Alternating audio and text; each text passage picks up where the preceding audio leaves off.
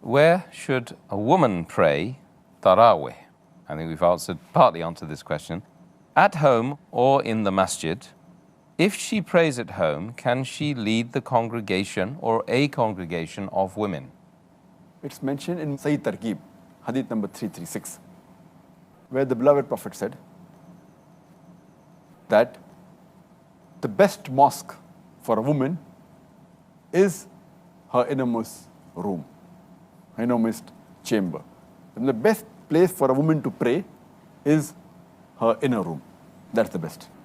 And in another hadith of Musnad Ahmad, volume number 6, hadith number 27202, which also mentioned in Sahih Targhib, hadith number 335, once a lady asked the Prophet, I would love to pray with you. The lady said. And the Prophet replied, I know you'd love to pray with me, but your prayer in your inner room would be better than praying in your house. The prayer in your house would be better than praying in the courtyard. Your praying in your courtyard would be better than praying in the mosque where you live, where around your people.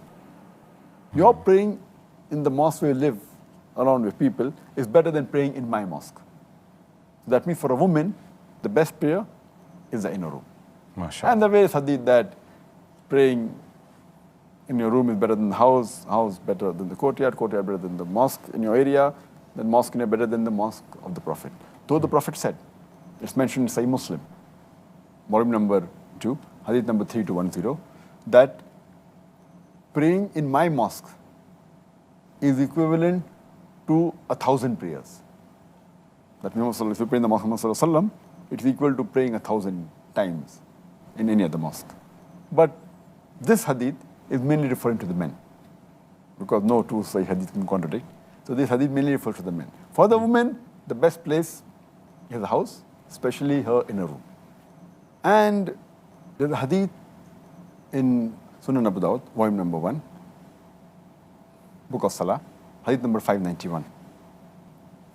Warqa, may Allah be pleased with her. Ameen. She comes to the Prophet and says that I would like to have a muaddin in my house, and the Prophet gave her permission.